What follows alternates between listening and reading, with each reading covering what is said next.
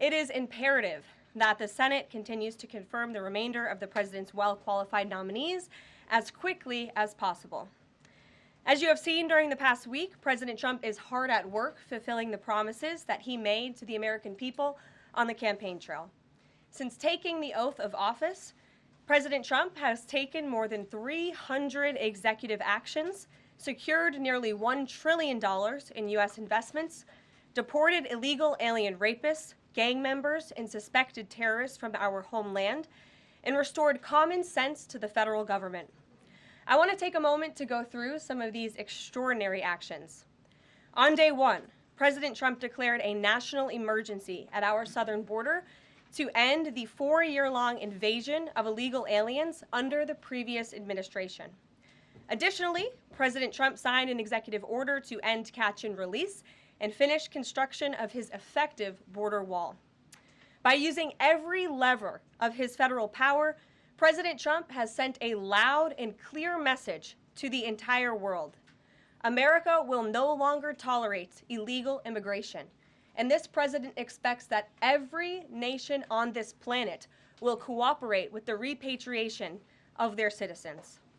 As proven by this weekend, when President Trump swiftly directed his team to issue harsh and effective sanctions and tariffs on the Colombian government, upon hearing they were denied a U.S. military aircraft full of their own citizens who were deported by this administration.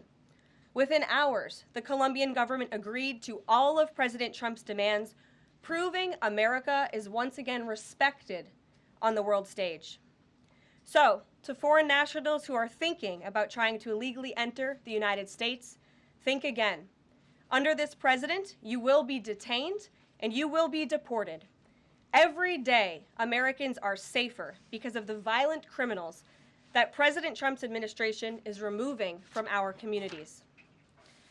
On January 23rd, ICE New York arrested a Turkish national for entry without inspection who is a known or suspected terrorist. On January 23rd, ICE San Francisco arrested a citizen of Mexico unlawfully present in the United States who has been convicted of continuous sexual abuse of a child aged 14 years or younger. ICE St. Paul has arrested a citizen of Honduras who was convicted of 4th-degree criminal sexual conduct with a minor. ICE Buffalo arrested a citizen of Ecuador who has been convicted of rape. ICE Boston arrested a citizen of the Dominican Republic who has a criminal conviction for 2nd-degree murder. This criminal was convicted of murder for beating his pregnant wife to death in front of her 5-year-old son. And ICE St. Paul also arrested a citizen of Mexico who was convicted of possessing pornographic material of a minor on a work computer. These are the heinous individuals that this administration is removing from American communities every single day, and to the brave state and local law enforcement officers, CBP, and ICE agents who are helping in the facilitation of this deportation operation, President Trump has your back, and he is grateful for your hard work. On the economic front, President Trump took immediate action to lower costs for families who are suffering from 4 long years of the Biden administration's destructive and inflationary policies.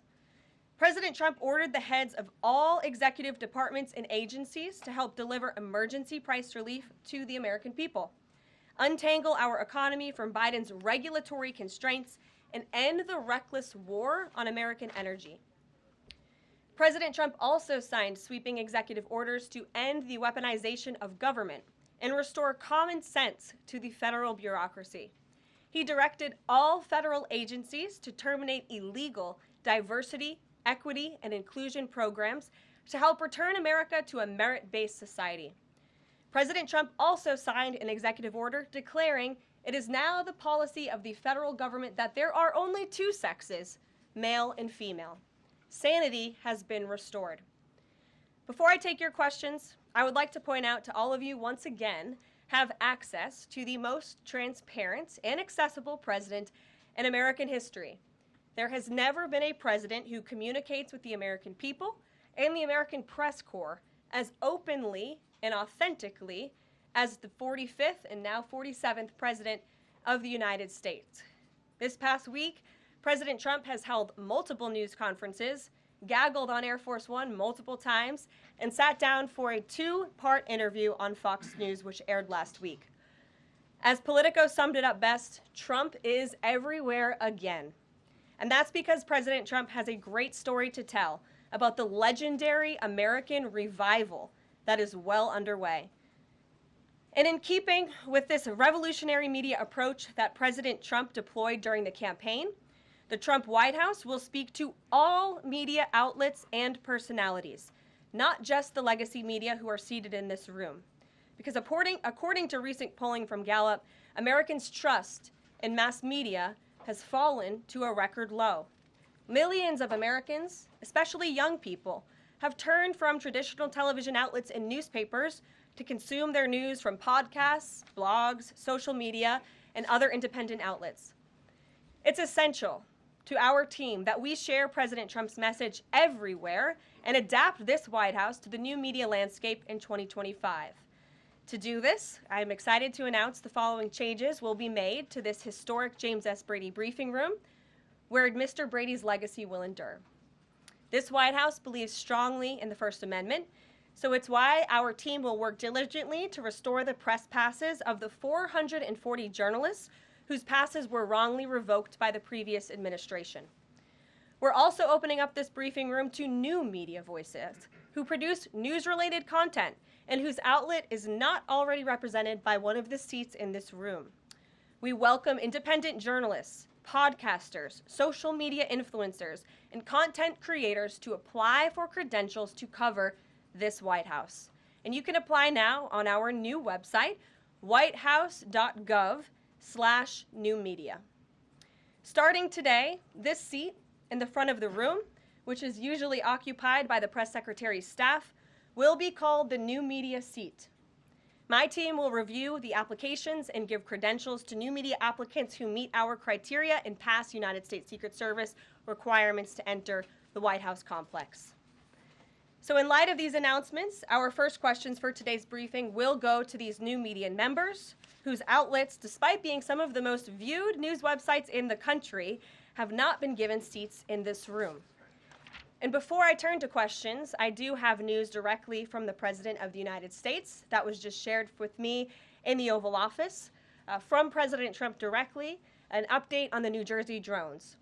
After research and study, the drones that were flying over New Jersey in large numbers were authorized to be flown by the FAA for research and various other reasons. Many of these drones were also hobbyists, recreational, and private individuals that enjoy flying drones. In time, it got worse due to curiosity. This was not the enemy.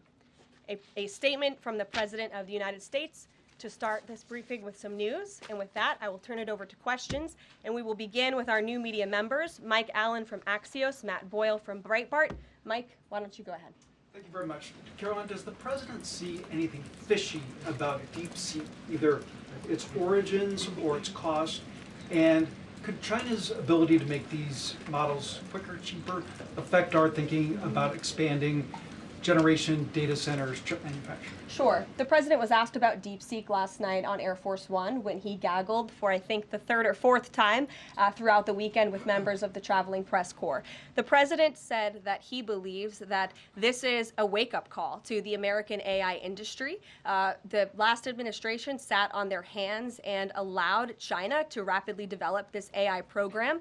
And so President Trump believes in restoring American AI dominance. And that's why he took very strong executive action this past week to sign executive orders to roll back some of the onerous regulations on the AI industry. And President Trump has also proudly appointed the first AI and crypto czar at this White House, David Sachs, whom I spoke with yesterday, very knowledgeable on this subject, and his team is here working every single day to ensure American AI dominance.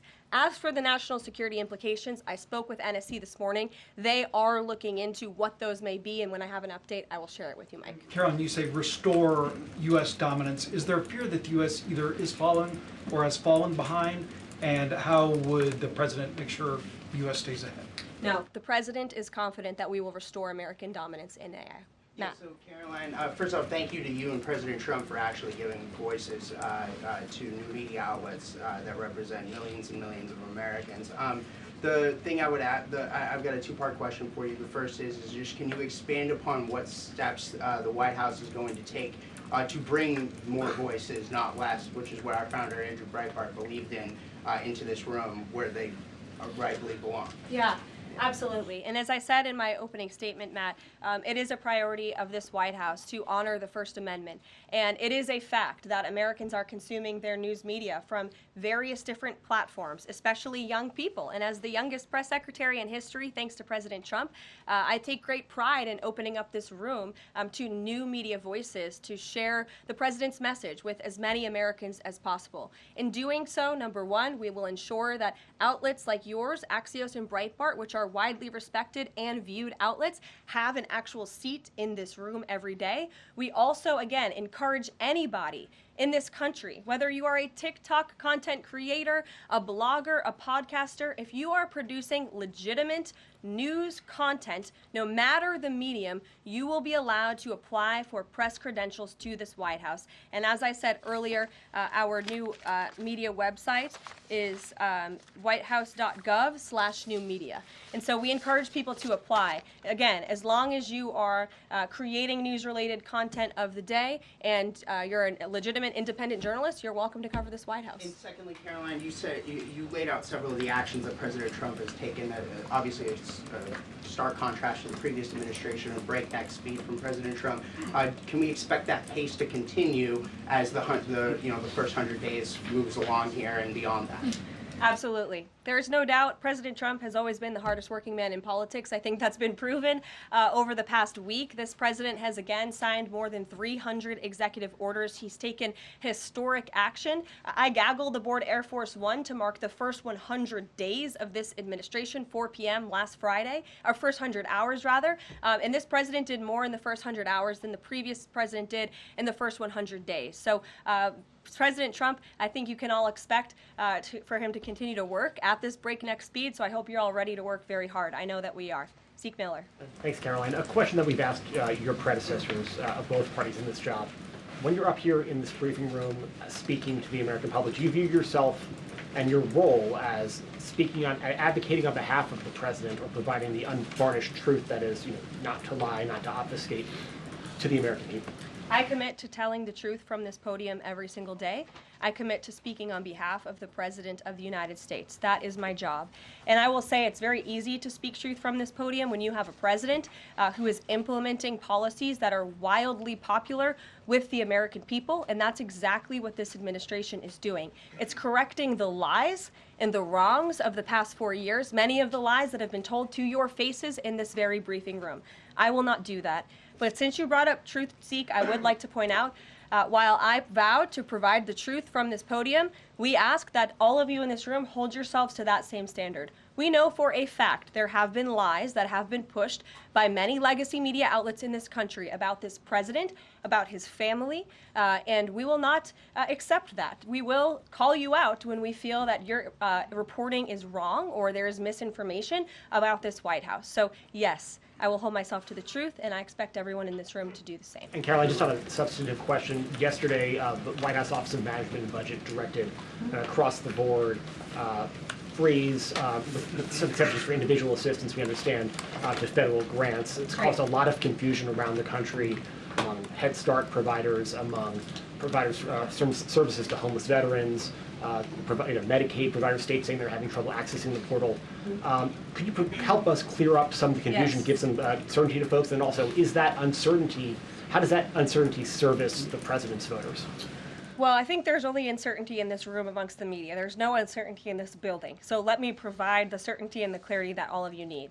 This is not a blanket pause on federal assistance and grant programs from the Trump administration. Individual assistance, that includes, I'm not naming everything that's included, but just to give you a few examples, Social Security benefits, Medicare benefits, food stamps, welfare benefits, assistance that is going directly to individuals will not be impacted by this pause. And I want to make that very clear to any Americans who are watching at home who may be a little bit confused about some of the media reporting. This administration, if you are receiving individual assistance from the federal government, you will still continue to receive that. However, It is the responsibility of this president and this administration to be good stewards of taxpayer dollars. That is something that President Trump campaigned on. That's why he has launched DOGE, the Department of Government Efficiency, who is working alongside OMB. And that's why OMB sent out this memo last night, because the president signed an executive order directing OMB to do just this. And the reason for this is to ensure that every penny that is going out the door is not conflicting with the executive orders and actions that this president has taken. So what does this pause mean? It means no more funding for illegal DEI programs. It means no more funding for the Green New scam that has cost American taxpayers tens of billions of dollars. It means no more funding for transgenderism and wokeness across our federal bureaucracy and agencies. No more funding for Green New Deal social engineering policies. Again, people who are receiving individual assistance, you will continue to receive that. And President Trump is looking out for you by issuing this pause because he is being good steward of your taxpayer dollars. Thanks, Karoline. Sure. How long is this pause going to last, and how is the Trump administration recommending that organizations that rely on federal funding make payroll, pay their rent in the meantime? It is a temporary pause, and the Office of Management and Budget is reviewing the federal funding that has been going out the door. Again, not for individual assistance, but for all of these other programs that I mentioned. I also spoke with the incoming director of OMB this morning, and he told me to tell all of you that the line to his office is open for other federal government agencies across the board, and if they feel that programs are necessary and in line with the president's agenda, then the Office of Management and Budget will review those policies. I think this is a very responsible measure. Again, the past 4 years, we've seen the Biden administration spend money like drunken sailors. It's a big reason we've had an inflation crisis in this country, and it's incumbent upon this administration to make sure, again, that every penny is being accounted for honestly. Why impose this pause with so little notice? Why not give organizations more time to plan for the fact that they are about to lose, in some cases, really crucial federal funding, at least for a period of time? There was notice. It was the executive order that the president signed. There's also a freeze on hiring, as you know, a regulatory freeze, and there's also a freeze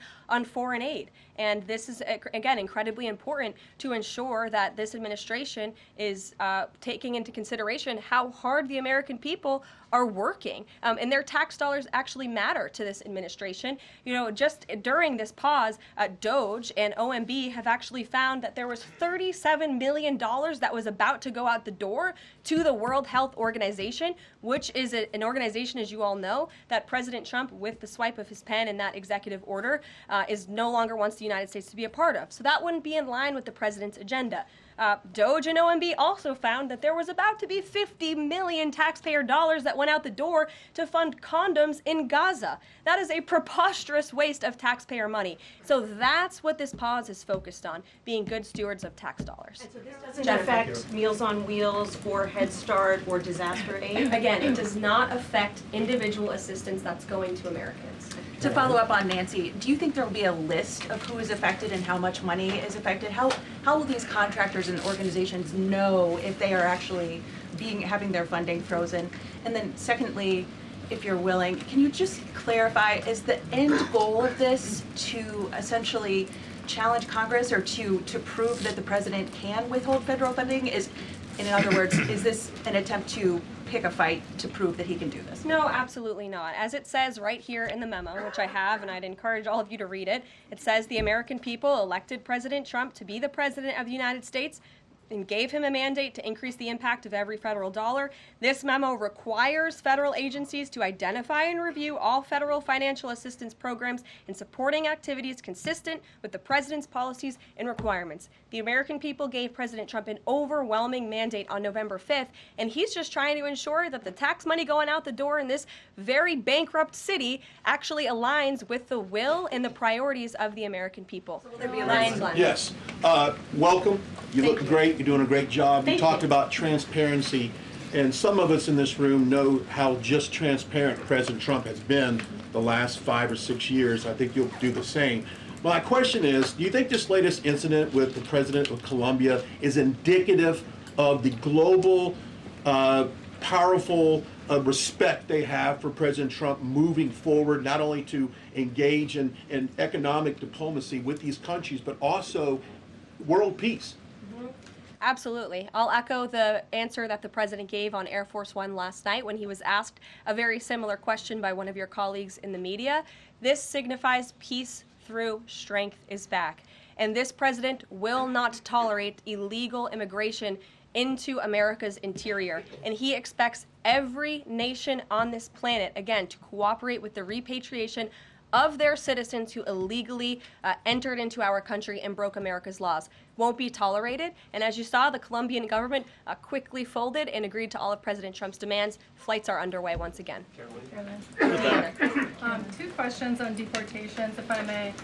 President Trump had said on the campaign trail that he would deport pro-Hamas students who are here on visas. And on his first day in office, he signed an executive order that said, quote, "The U.S. must ensure that admitted aliens and aliens otherwise already present in the U.S. do not bear hostile attitudes towards its citizens, culture, government, institutions, or founding principles." So should we take this executive order as Trump saying he would be open to deporting those students who are here on visas but, hold pro-Hamas sympathies? The president is open to deporting individuals who have broken our nation's immigration laws. So if they are here illegally, then certainly he is open to deporting them. And that's what this administration is hard at work at doing. We receive data from DHS and from ICE every single day. From what we hear on the ground, ICE agents are feeling incredibly empowered right now because they actually have a leader in this building who is supporting them in doing their jobs that they were hired to do, which is to detain, arrest, and deport illegal criminals who have invaded our nation's borders over the past 4 years. That's what the president is committed to seeing. Peter. Very quickly, just following up on the question on immigration first. President Trump, during the course of the campaign in 2024, said the following about illegal immigration. He said, "They're going back home where they belong, and we start with the criminals. There are many, many criminals." NBC News has learned that ICE arrested 1,179 undocumented immigrants on Sunday, but nearly half of them, 566 of the migrants, appear to have no prior criminal record besides entering the country illegally. Is the president still focused exclusively, which is a civil crime, it's not criminal? It's a federal crime. So I'm asking though, he said he was going to focus on those violent offenders first. So is violent offenders no longer the predicate for these people to be deported? The president has said countless times on the campaign trail, I've been with him at the rallies, I know you've been there covering them too, Peter, that he is focused on launching the largest mass deportation operation in American history of illegal criminals. And if you are an individual, a foreign national, who illegally enters the United States of America, you are, by definition, a criminal. And so therefore, you are subject to deportation. I apologize for interrupting. So to be clear, it's not violent criminals do not receive precedence in terms of the deportations taking place. The president has also said two things can be true at the same time. We want to deport illegal criminals, illegal immigrants from this country, but the president has said that, of course, the illegal criminal drug dealers, the rapists, the murderers, the individuals who have committed heinous acts on the interior of our country and who have terrorized law-abiding American citizens, absolutely, those should be the priority of ICE, but that doesn't mean that the other illegal criminals who entered our nation's borders are off the table. Understood. Then let me ask you a separate question about the confusion that still exists across the country right now as it relates to the freeze or the pause as it's described. President Trump, of course, ran one of the key policy items was that he was going to lower prices, lower the cost of everything from groceries, as he often said. But in many of the cases, it would seem that some of these moves could raise prices for real Americans on everything from low-income heating, that program, child care programs.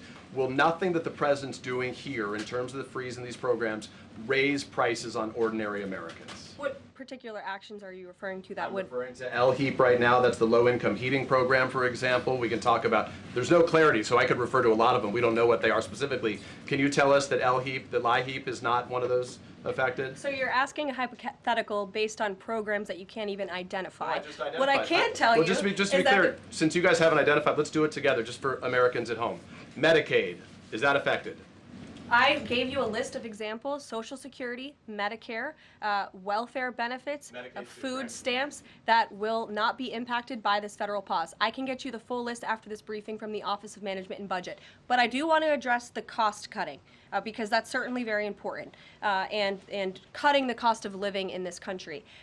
President Trump has taken historic action over the past week to do that. He actually signed a memorandum to deliver emergency price relief for American families, which took a number of actions. I can walk you through those. He also repealed many onerous Biden administration regulations. We know over the past 4 years, American households has been essentially taxed $55,000 in regulations from the previous administration. President Trump, with the swipe of his pen, rescinded those, which will ultimately put more money back in the pockets of the American people.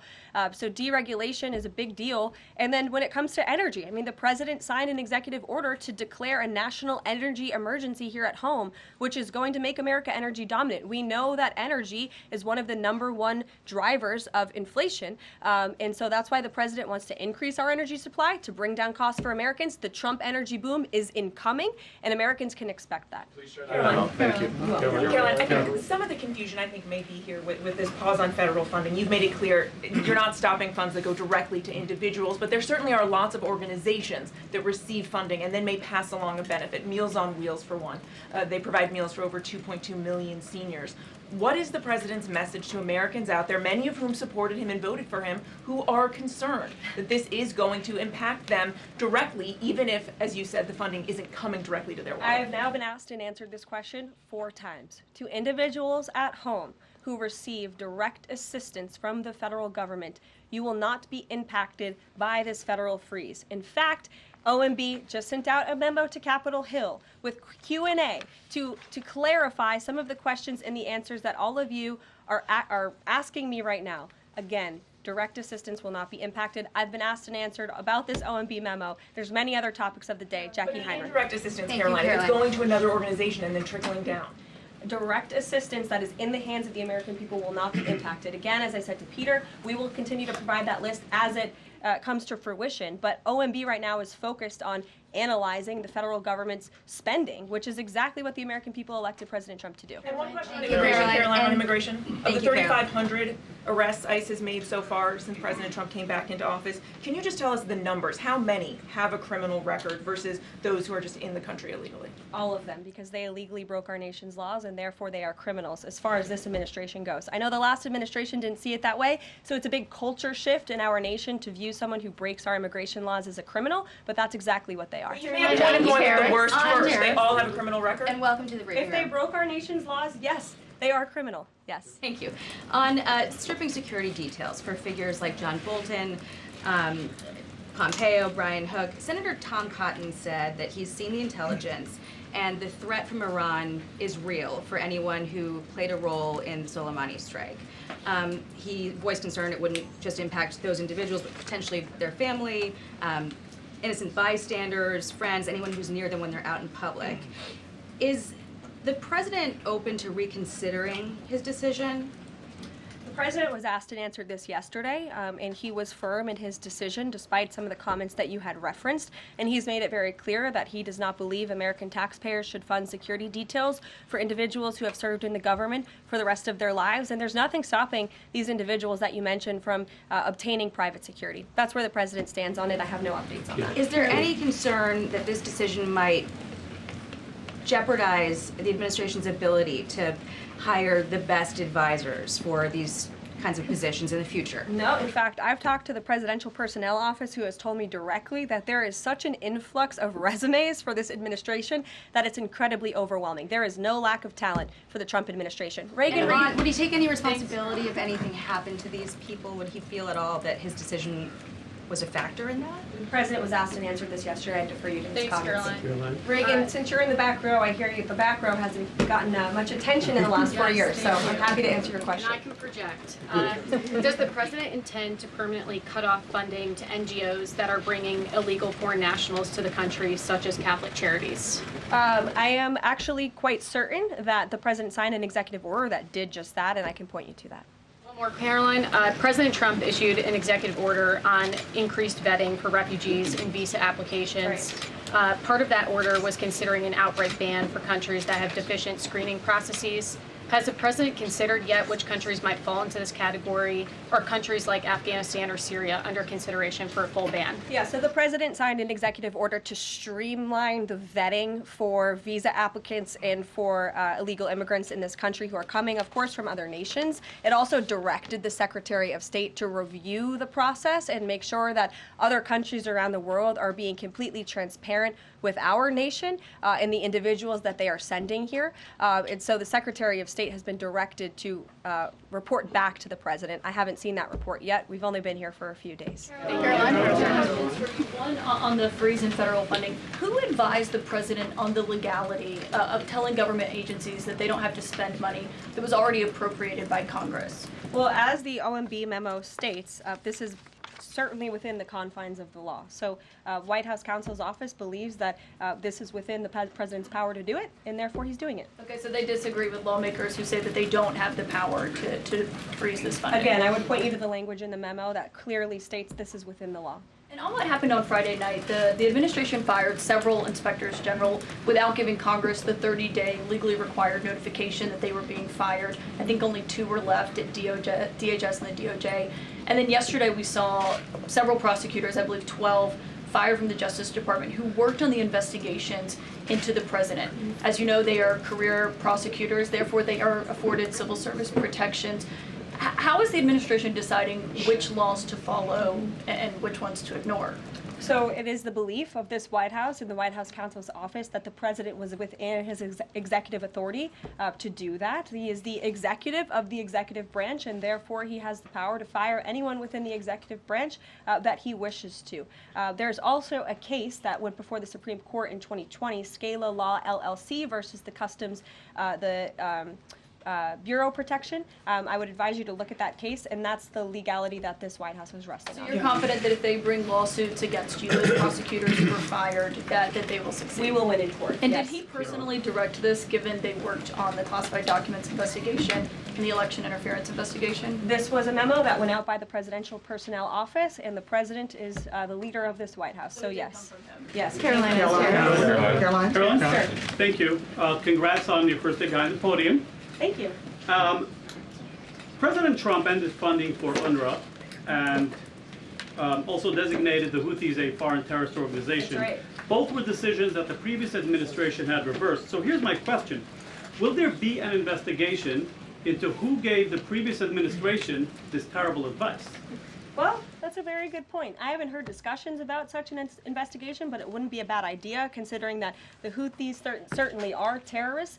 They have launched attacks on U.S. naval ships across this world, and so I think it was a very wise move by this administration to redesignate them as a terrorist group, because they are, and I think it was a foolish decision by the previous administration to do so. As for an investigation, I'm not sure about that, but it's not a bad idea.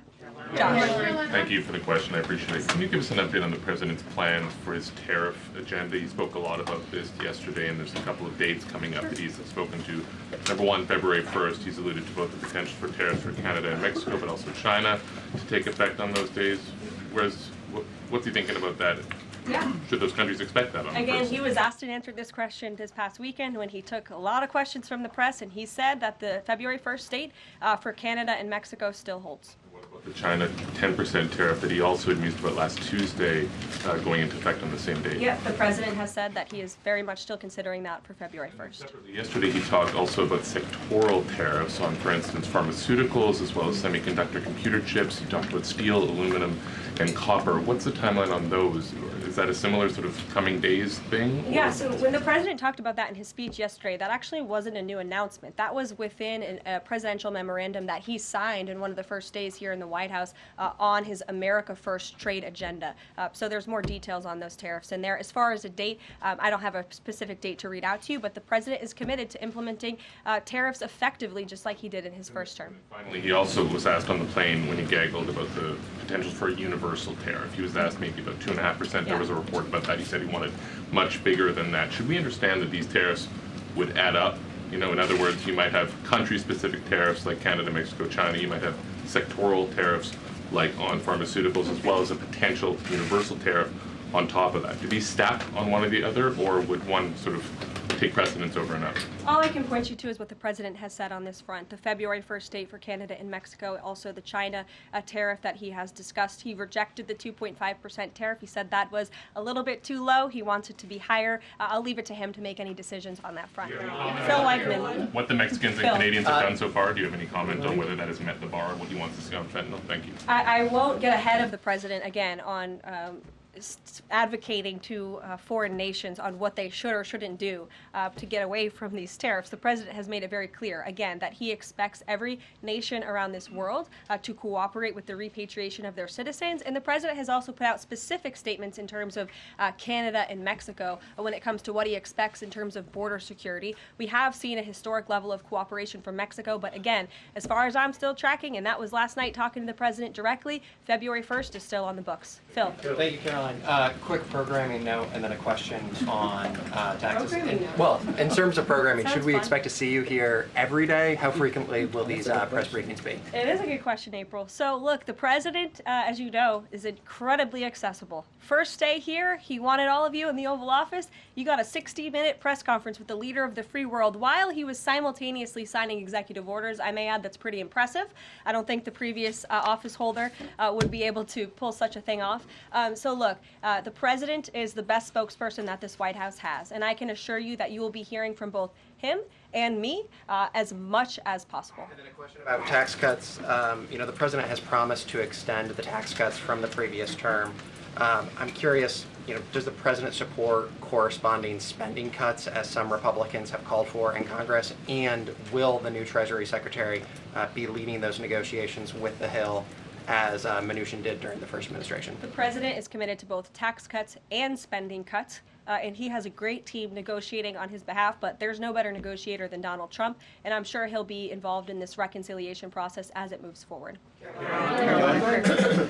Karoline, in the announcement that you made last night on the Iron Dome, it said the president had directed that the United States will build this Iron Dome. Yeah. When you read into the executive order, it seemed short of that. It asked for a series of studies and reports back to him. Can you tell us whether the president has directed this, and if he is as concerned on this issue, why the suspensions that we saw listed by OMB included so many different nuclear programs, non-proliferation programs, programs to blend down nuclear weapons, and so forth? First of all, when it comes to the Iron Dome, the executive order directed the implementation of an Iron Dome. It also, as you said, kind of directed research and studies to see if or how the United States can go about doing this, particularly the Department of Defense. When it comes to the other question that you asked about those specific programs, again, I would say this is not a ban. This is a temporary pause and a freeze to ensure that all of the money going out from Washington, D.C. is in line with the president's agenda. And as the Office of Management and Budget has updates on what will be kickstarted once again, I will provide those to you. Just to clarify for a sec what you were saying before on Medicaid. It wasn't clear to me whether you were saying that no Medicaid would be cut off. Obviously, a lot of this goes to states before it goes to individuals and so forth. So are you guaranteeing here that no individual now on Medicaid would see a cutoff because of the pause? I'll check back on that and get back to you. John. Thanks a lot, Karoline. As you know, in the first week that the president was in office, signed an executive order as it relates to birthright citizenship, trying to eliminate that. Now, 22 state attorney generals have said that this is unconstitutional. A federal judge has just agreed with their argument. What's the administration's argument for doing away with birthright citizenship? The folks that you mentioned have a right to have that legal opinion, but it is in disagreement with the legal opinion of this administration. This administration believes that birthright citizenship is unconstitutional, and that is why President Trump signed that executive order. Illegal immigrants who come to this country and have a child are not subject to the laws of this jurisdiction. That's the opinion of this administration. We have already appealed the lawsuit that was filed against this administration, and we are prepared to fight this all the way to the Supreme Court if we have to, because President Trump believes that this is a necessary step to secure our nation's borders and protect our homeland. On foreign policy, Karoline, on foreign policy, if I may, the president's commitment to the NATO Defense Alliance, is it as strong as the prior administration?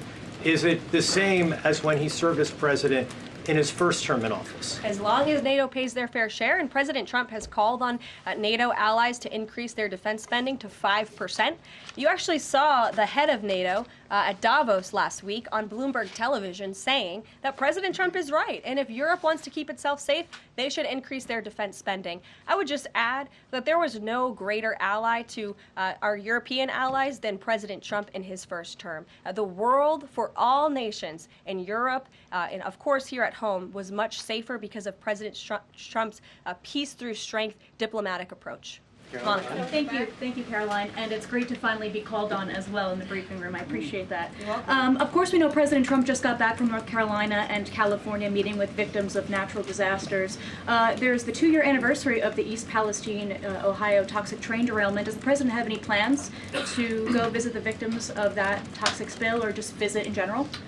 No plans that I can read out for you here. If that changes, I will certainly keep you posted. What I can tell you is that President Trump still talks about his visit to East Palestine, Ohio. That was one of the turning points, I would say, in the previous election campaign, where Americans were reminded that President Trump is a man of the people, and he, as a candidate, visited that town that was just derailed by the train derailment, no pun intended, and he offered support and hope, just like I saw the president do this past week.